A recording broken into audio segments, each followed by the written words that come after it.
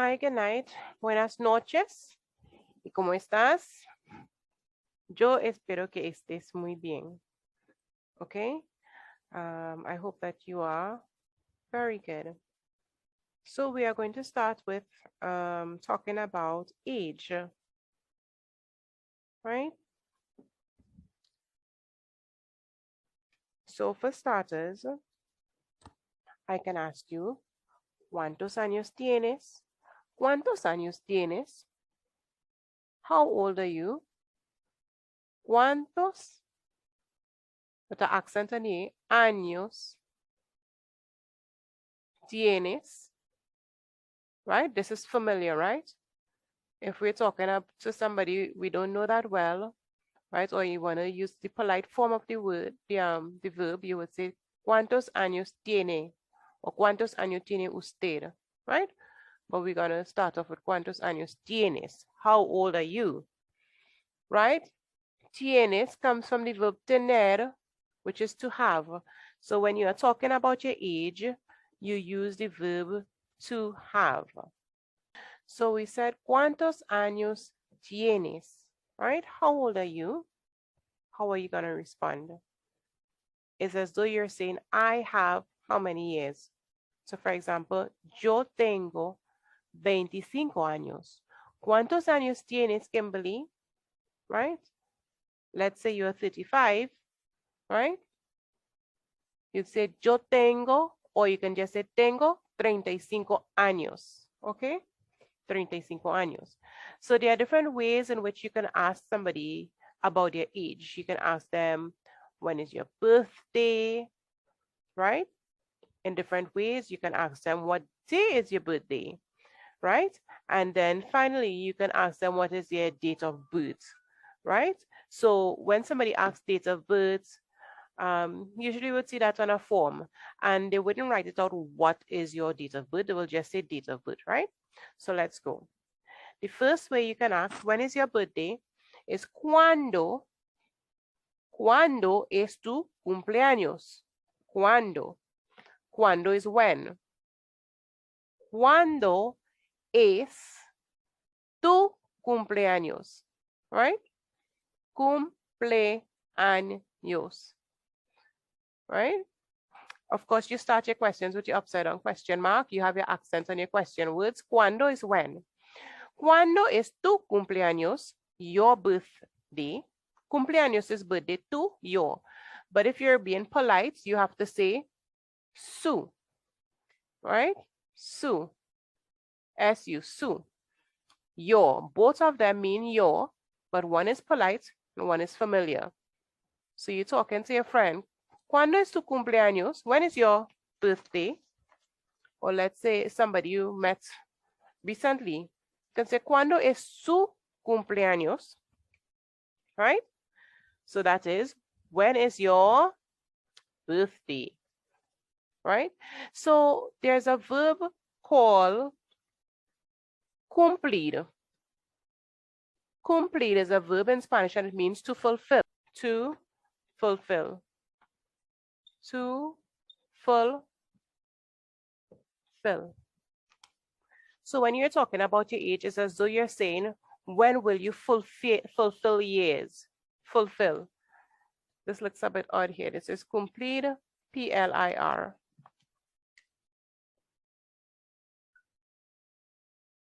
Cumplir, right? To fulfill. So when somebody's, ¿Cuándo es tu cumpleaños? When is your fulfillment of years, kind of, right? Or ¿Cuándo cumples año? When they say ¿Cuándo cumples año? You are using the verb there, right? Cumples is conjugated in the you form or the tu form. So when they say ¿Cuándo cumples años? When is your birthday, or when will you fulfill years? Or if it's somebody that you want to use a polite form, you say ¿Cuándo cumple años? Right? And then of course, if you notice, cumpleaños is birthday. It's fulfill years. So you join this verb with this noun and you made a new word to make a noun, and this is cumpleaños is birthday. Cumpleaños. right? Okay, so let's go again. The first one is ¿cuándo es tu cumpleaños? When is your birthday? Or ¿cuándo cumples años? Or ¿cuándo cumpleaños? When is your birthday? Both of them mean the same thing, right? Or I can ask you, what day is your birthday? Right? I can say, to get the upside down question mark is alt 168. Alt, and you're holding down 168 at the same time on the number pattern, right? So, ¿qué? Accent 130. Accent 130, sorry, 161. ¿Qué día es tu cumple? Accent once, alt 164, sorry, not accent. And your normal question mark, right? ¿Qué día es tu cumpleaños? ¿Qué día es tu cumpleaños? What is qué día es tu cumpleaños? You can pause this video at any time so that you can really take in what's being discussed. Okay? All right. The next variation is alt 168. Alt, right? I'm going to say, ¿cuál es tu fecha de nacimiento? Nacimiento. Nacimiento is birth, right? So, ¿cuál es tu fecha de nacimiento? What is your date of birth?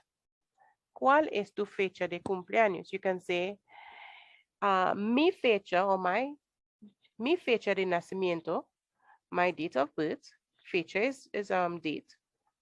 Mi fecha de nacimiento es el 25 de noviembre, por ejemplo, right? Normally somebody asks you, what is your date of birth?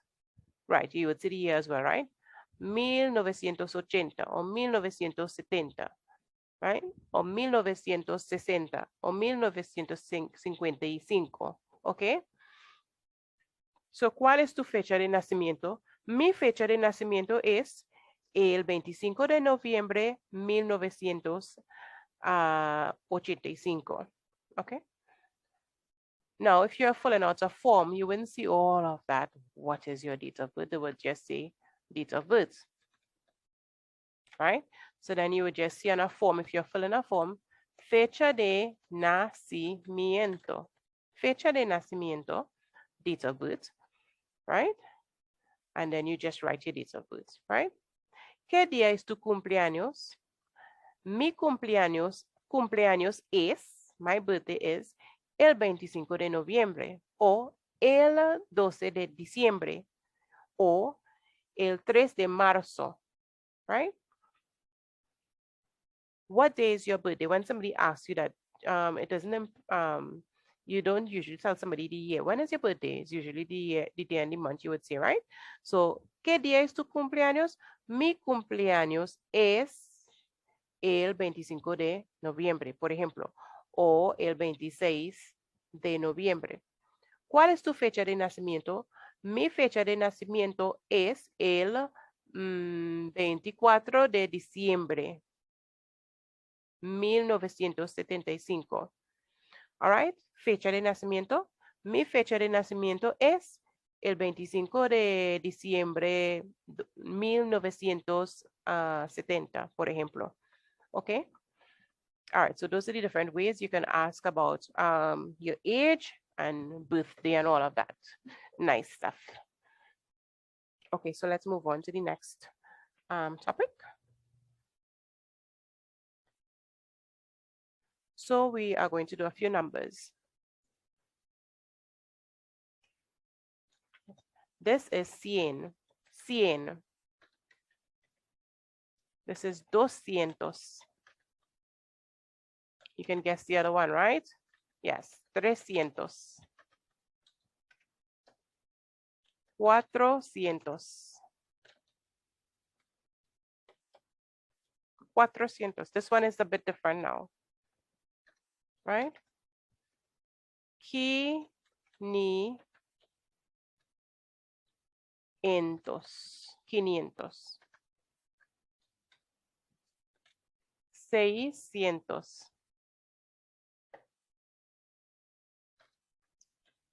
Can you guess? Right, starts like 700. Right, we're almost done. Easy. 800. Right? Of course, 100 is singular and cientos plural. We're seeing that, right? And 8 is 8. So like 800, just like English, right?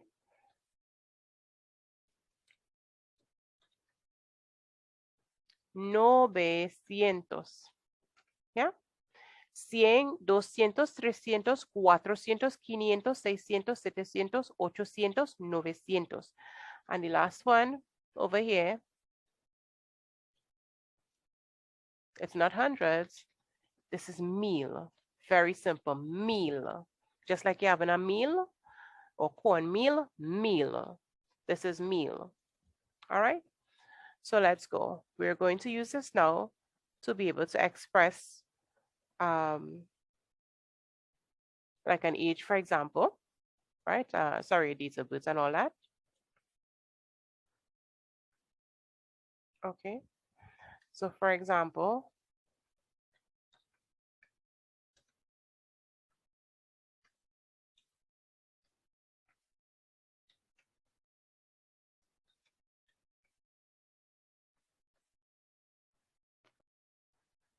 okay, dogs.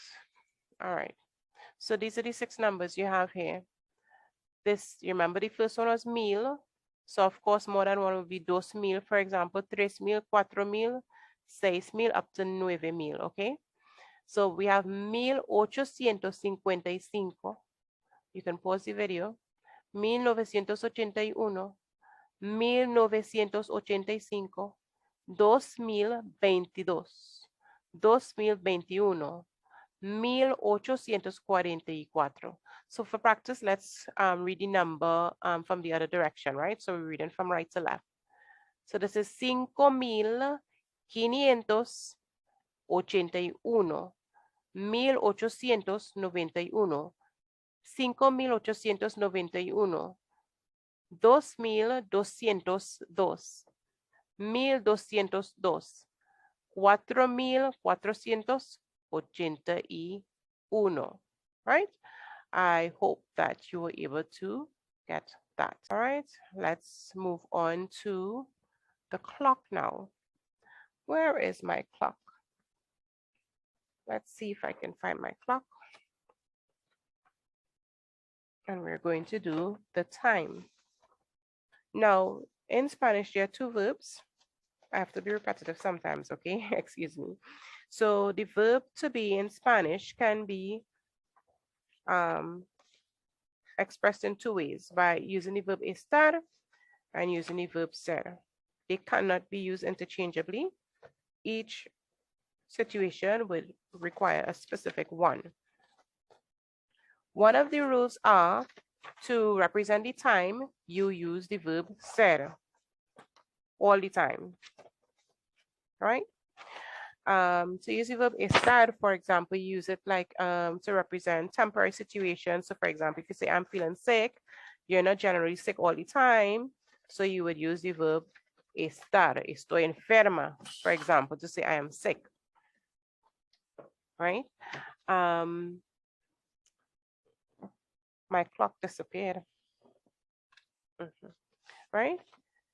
So when you're telling the time, there are 2 different conjugations from the verb ser that are used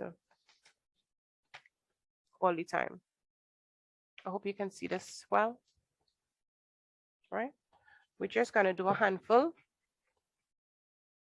Let me just type on the board the verbs that we're using, right? So we're using the verb ser. Let me just change this color. Voy a cambiar el color. Ser. We're gonna use es, which is, it is, or son, they are, to tell the time, okay? So let's look on the board now. If I have my shorthand by 10 and the longhand by 12, you'd say son las, because the time, which is la hora, is feminine, okay? So son las 10. if I drop this to half past, son las 10:30. Son las 10:30. If it's quarter after 10, if it's this, son las 10:15. Cuarto, which is quarter, right? Cuarto, cuarto. Okay, if it is, I wanted to say it is this time, the long hand is over here on 1. En la una, it is son las 12:05. So it's 5 minutes after. Son las 12:05. So you call the hour and then you say how many minutes after. So if you pass the half mark, you can say the time two ways. You can say it in terms of 35 minutos después de la hora, for example, right?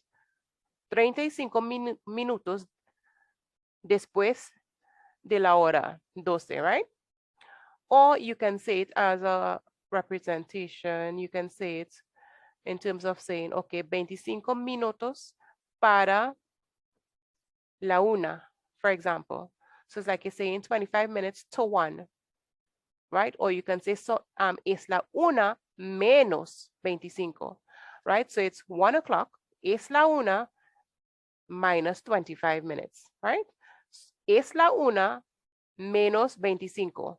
Or es la una, because you always name the hour, es la 1:30, or es la una, okay?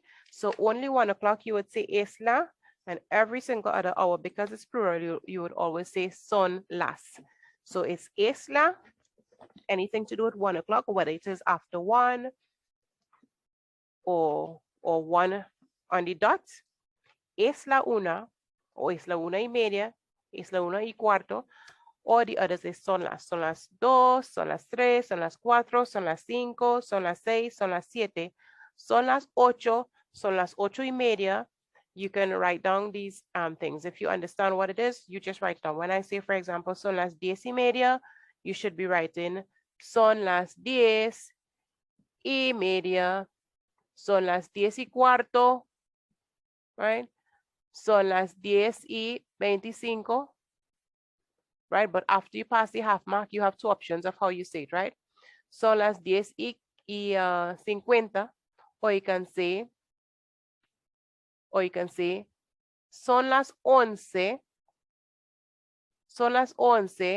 menos 10, right? So you could say it's 11 o'clock. Son las 11 menos 10. So 10 minutes too, right? So it's saying it's 11 o'clock minus 10 minutes, which would end up being 10:50. So you can say son las 10:50 or son las 11 menos 10. Two variations once you pass the half mark. We do the same thing in English, right? Es la una for 1 o'clock, everything else is son las. Okay, let's move on to the next activity.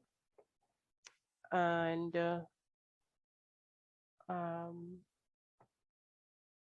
hold on.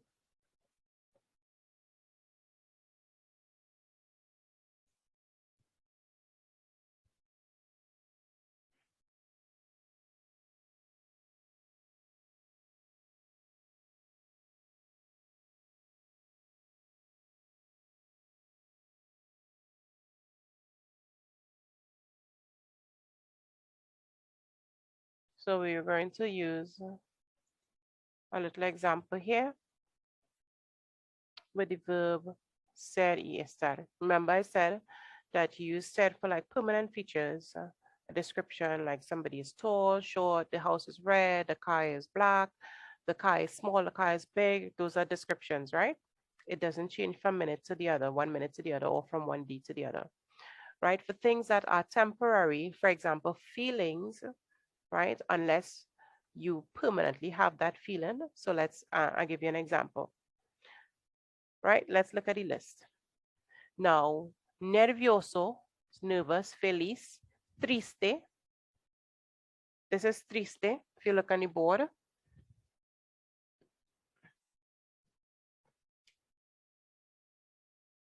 Triste, right? Triste. Can you see that?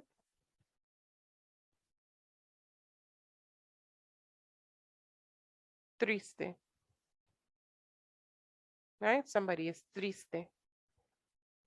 Un niño triste. Right? Or enfermo, enferma, which is sick. Aburrido, boring, guapo, or guapa. It's handsome, right? Or beautiful. So different words for those are like hermoso or hermosa, linda, bonita. All those words are pretty, right? And of course, you could change it to the masculine form. Tranquilo is quiet. Somebody say, tranquilate, like relax yourself, you know, or tranquilo, calm down. So tranquilo is somebody who is tranquil or quiet. Delgado, skinny, gordo, the opposite of delgado. You have delgado y gordo. Delgado and gordo. Gordo is fat, right? Being silly with my description there. And sano y sana. You see it here, right? If you notice, you have the same words up to here, up to gordo, right? So on this side now with estar, you have estresado, which is stress, contento, irritado. And these three words, you can easily tell what it is in English, right? Contento, happy or content, irritado, irritated, right? Estresado, stress. So what's the difference again? Now, if it is, I say, for example, soy nervioso, it means that this is my personality. I'm almost always nervous. This is a personality trait. Or I'm happy. I'm a happy person in general all the time. But if it is, I'm just happy in this moment, something happened and I'm happy right now, right? I would say estoy feliz. So look at the example. Normalmente, remember the words that end in mente in Spanish? They translate to ly in English. So normalmente is normally. Normalmente soy tranquila. So who is speaking here, a man or a woman? Yes, because it says tranquila, we can tell as a lady, okay? So soy tranquila. Normalmente soy tranquila, pero cuando tengo problemas de salud, when I have health problems, salud is health, estoy estresada y nerviosa, right? So normally I am tranquil or quiet or calm, pero cuando tengo problemas de salud, but when I have health problems, estoy estresada y nerviosa. So do you see the example? The saying, but when I have problems, so they only estresada y nerviosa when something happens, right? So again, if you notice the list is the same, because you can use it for either verb, but it just gives a slight different meaning, right? So if you say, for example, I want you to take some time, you can pause the video now and you can make maybe about 5 sentences. And so for example, the example would be normalmente soy, and you choose something from on this side, and then you say, pero cuando tengo problemas, or you can say, cuando tengo problemas de salud, you could just leave it by problems or health problems, or cuando, let's say tengo frío, when I'm cold, or cuando tengo hambre, when I'm hungry, right? Those are variations that you can do on your sentence, right? But the main thing is that you say normally something and then something else at other times, right? So for the temporary things, conditional things, we using the estar to express that, okay? So I hope you understand. If you don't, feel free next time we have class to ask for clarification on any of the things that I would have done so far. Okay. I hope you remember. So let's go. ¿Cómo se escribe tu nombre? ¿Cómo se escribe tu nombre? Remember that your nombre is, por ejemplo, Denil es mi nombre es Denil.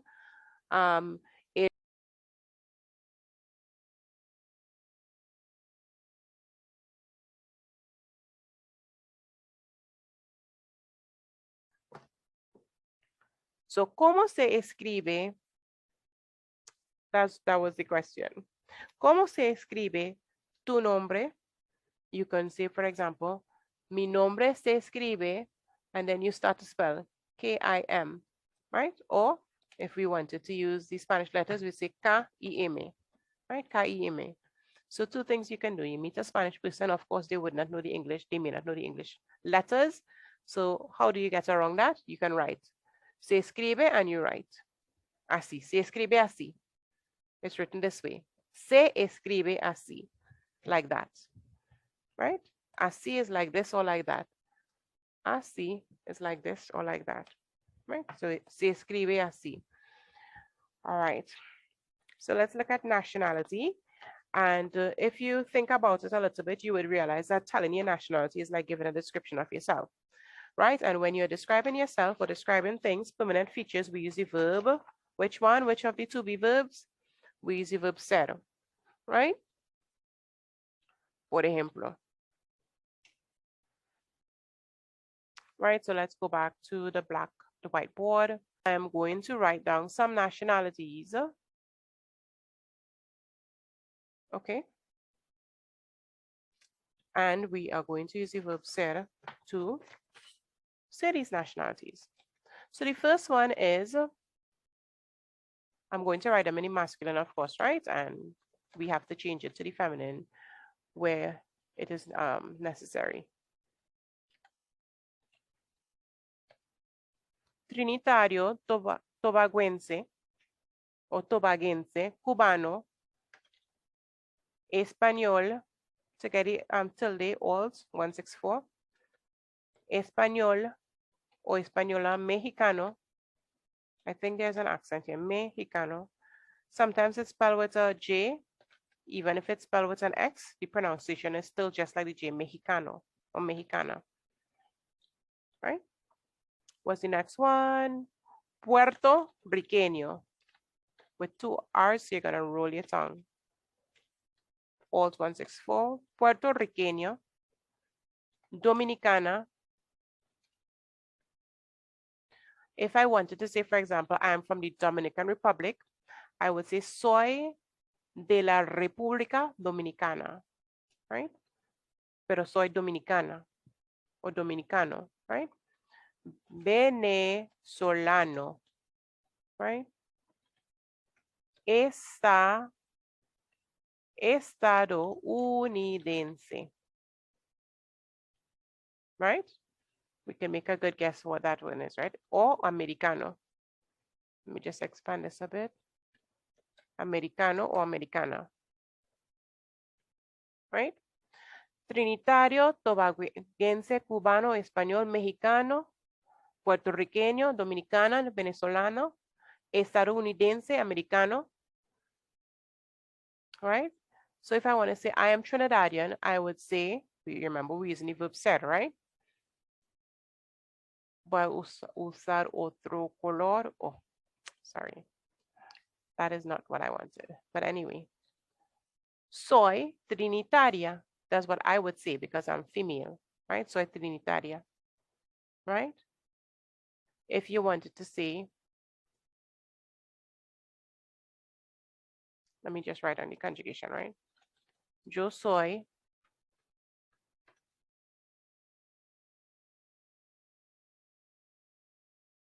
tú, alt 163. Tú eres, all 130. Él es, ella es, usted es, right? On this side, because it's relative. Nosotros.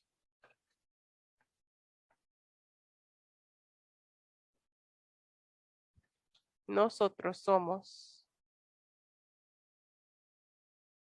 right? Which is we are.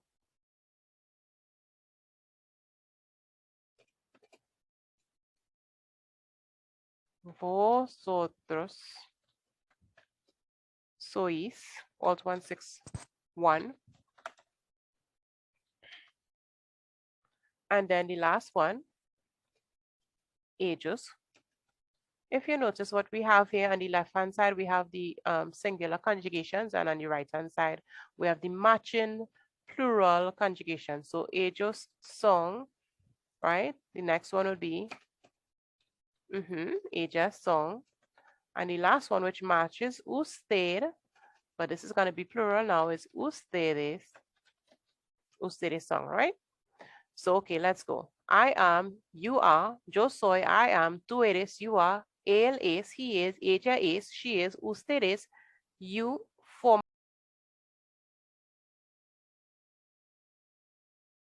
Nosotros somos, we are, vosotros sois, you all are, which they only use in Spain. Vosotros is only used in Spain. So you would see it in literature, you would see it in novels, you would see it in shows, sometimes if the show is based on Spain. Ellos song, they are a group of boys, they are. Ellas song, a group of girls, they are. Ustedes is the plural to usted, which is you formal singular. This is you plural. So let's say in a formal setting, in a conference or so, and you're saying you, and you want to say you all, you would say ustedes, right? You're talking to a group of persons in a formal situation. You want to use the polite form ustedes, right? Ellos is they, boys, ellas, they, girls. A mixed group of boys and girls, you would say ellos. Anytime there's a mixed group, you would use the masculine form of the verb if you're doing a conjugation, okay? All right. So, yo soy trinitaria. I will ask you, Sharon, ¿eres cubana? And Sharon can say, no, no soy cubana. Soy americana, por ejemplo. I'm American, right? Kimberly, ¿eres venezolano? I said that on purpose. Was that correct? For me to ask you, ¿eres venezolano? No. Because you're feminine, I have to use the feminine form of the nationality, right? And I would have to say venezolana. Kimberly, ¿eres venezolana? And you can say sí, soy venezolana. Or no, no soy venezolana. Soy dominicana. Ah, ¿eres dominicana? All right, cool. All right, so I'm going to erase this now. And we are going to do some other nationalities, right, that I didn't have space to write before, right? Jamaicano, we can see what that one is. Barbadense, Canadiense, and last but not least, English accent, alt 130, or inglesa, right? Right, so when we say English in this sense here, we're really talking like about like maybe somebody's from England, not the language in particular here, right? But it's the same English. If you're saying hablo inglés, I speak English. Hablo inglés. ¿Hablas inglés? Do you speak English? All right, but this is your nationality. So say I am Canadian, right? If you notice verbs like these, it's not OA ending, so it's like neutral. So whether you're a boy or a girl, you're going to say soy canadiense, right? Or soy de Canada. I am from Canada. Canada. Soy de Canada. I am from Canada. Soy de Jamaica, right? Soy de los Estados Unidos. I am from the United States, right? Los Estados, which is States Unidos. And unidos would be the adjective describing the noun states. All right. And a lot of the times, most of the times, the adjective follows the noun.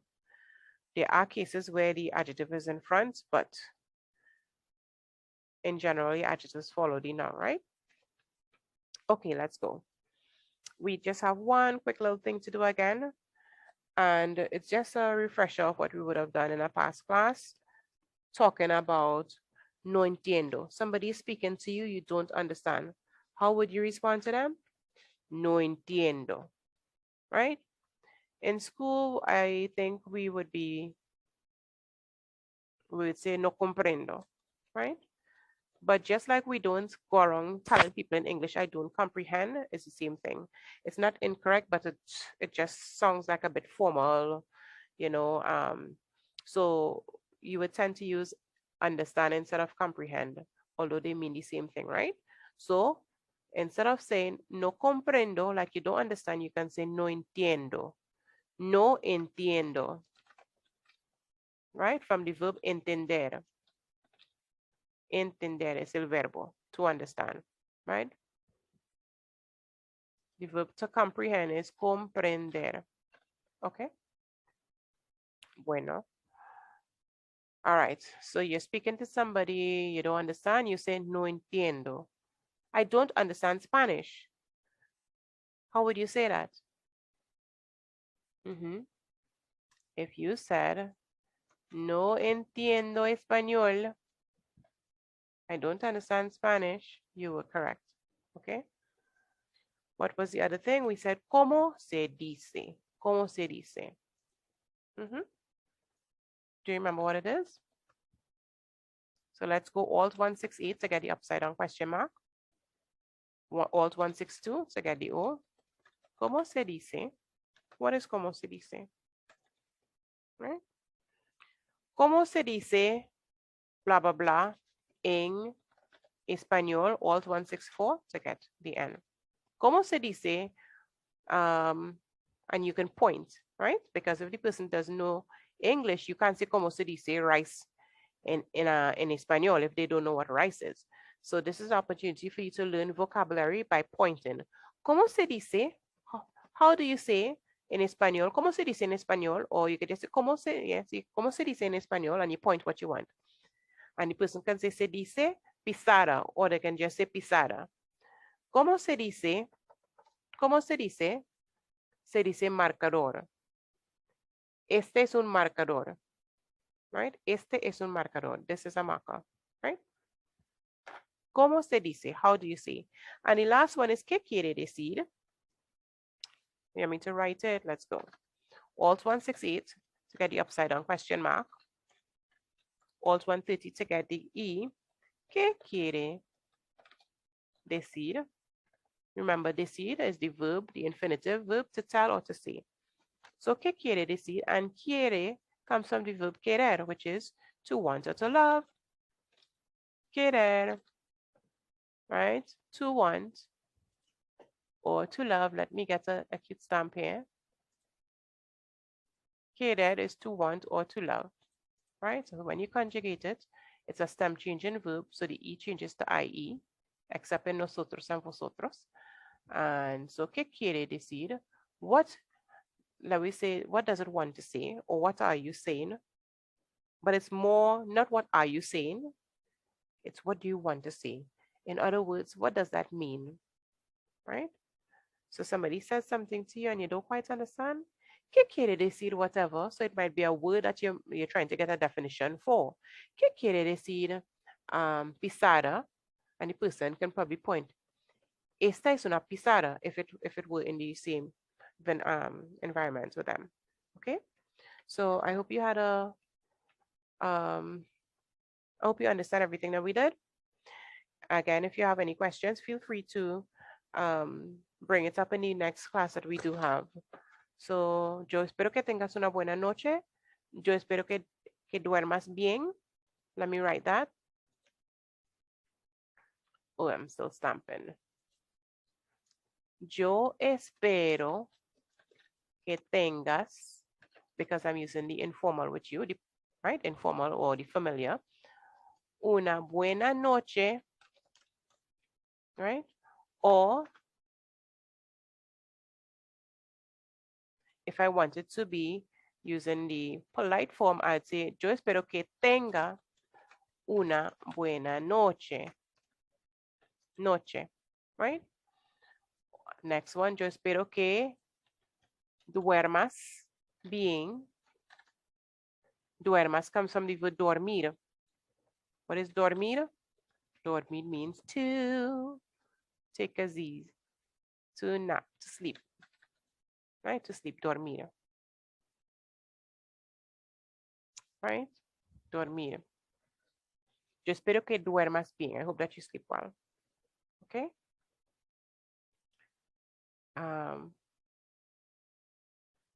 When we use words like tengas y duermas, we're using a mood called the subjunctive mood. So we have the indicative mood where you're just making a statement. We have the subjunctive whereby in this mood, it's not a tense, it's a mood. And you use this mood when you are expressing wishes, desire for somebody else to do something. For example, I want you to wash the car, for example. I'm given an instruction, I would use the subjunctive, right? But I am not going to go into that in detail anytime soon. That is a kind of advanced topic, but at least it's an introduction when you get accustomed to using it, right? So yo espero que tengas una buena noche y yo espero que duermas bien. And you can respond igualmente, or you can respond in a full sentence, which is good. Yo espero que duermas bien también. Also, también. Let me write también. También, also 130, también. Okay? Or you can just chop it up from my que here and say que tengas una buena noche, or que duermas bien. So you can just drop, just like in English where we would say have a nice day rather than I wish you have a nice day or I hope you have a nice day. Sometimes we are short and we just say have a nice day. So if you say que tengas una buena noche or que tengas un buen día, have a good day.